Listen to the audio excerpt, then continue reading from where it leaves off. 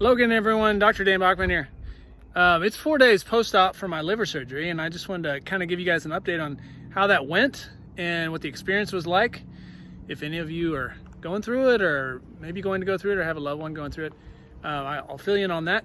And then we'll talk about the timeline going forward from here. But the short answer is flying colors. Everything went great. So it's Friday, and I had the surgery on Monday. And they removed 20% of my liver. I'm out on a hike. It's a little slower than it usually is, but walking is the thing I can do right now. But so they took out 5 tumors, took out my left lobe, my liver, and then they cauterized or ablated with microwaves some deeper tumors they couldn't cut out because there were too many blood vessels around. So they stick a little filament in there with a hot tip on the end, and they just cook it. So they got 3 tumors that way, 5 they removed, took out. So, and they were able to use the robot for everything. So, which is good. They didn't have to reach their whole hand inside me, which would be a much bigger incision. In fact, I'll show you my incisions here, see if you can see them. So I got 4, 1, 2, 3, 4 up here. I won't flash you, I promise, but I've got another one here. I don't know if you can see that. So almost like a C-section. I think that's where they put the robot in. And it goes in there and does all the work. And they can watch it with cameras. They use diagnostic ultrasound to find spots. And they look at previous scans that I've had, so they know where to look. And so I was out, obviously, for the whole thing. When I came to, pain started immediately. And it was pretty rough for about a day and a half. And interestingly, most of the pain was not down here.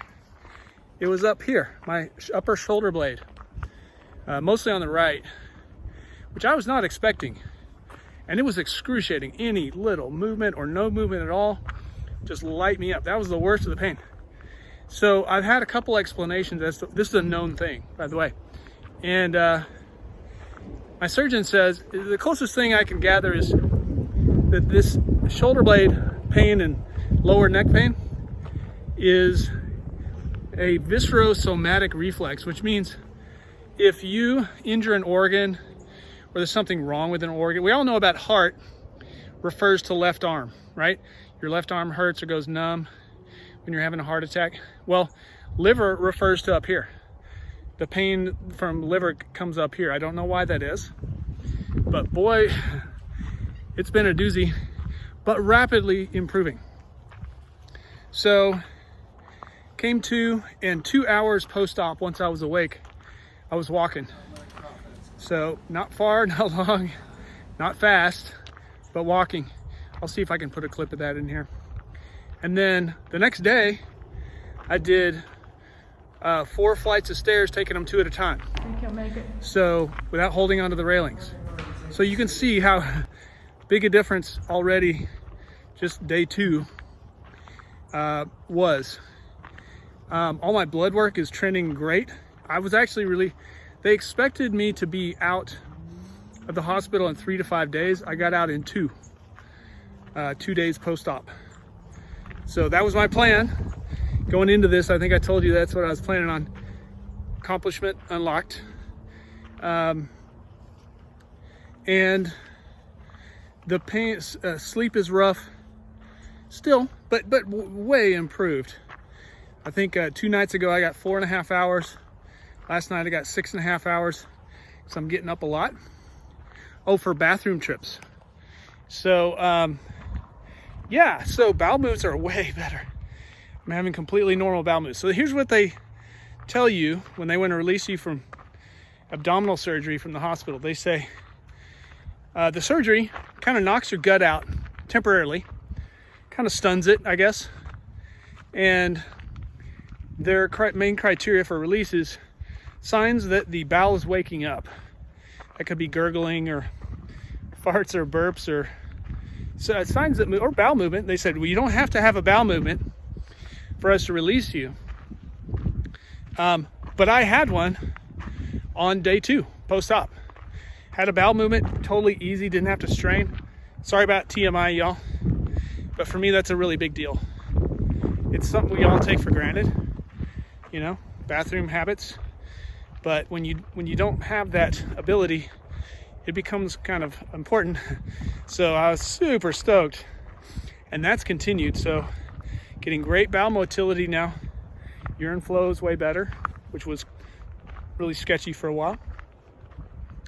And went on a 1 mile hike yesterday, which was 3 days post-op.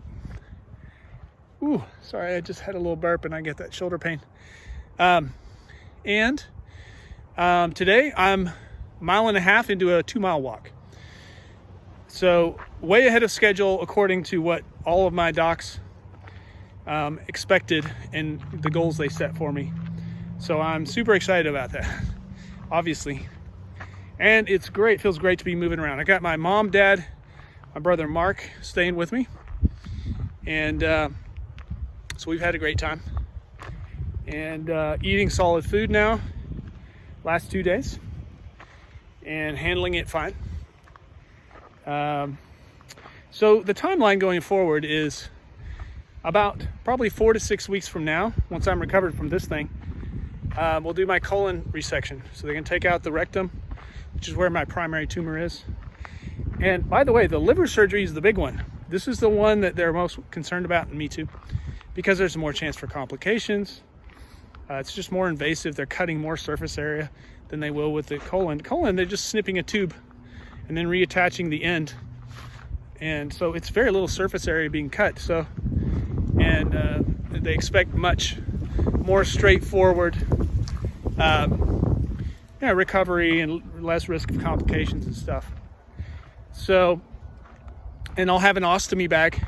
I know I've told y'all about that, which is a little diversion bag. So when they cut and reattach your colon, you can't run food through there because it's like a fresh wound. So they divert it into a bag on the outside of me, which will be interesting. Woo. Okay. Yeah. So yeah, that's a thing.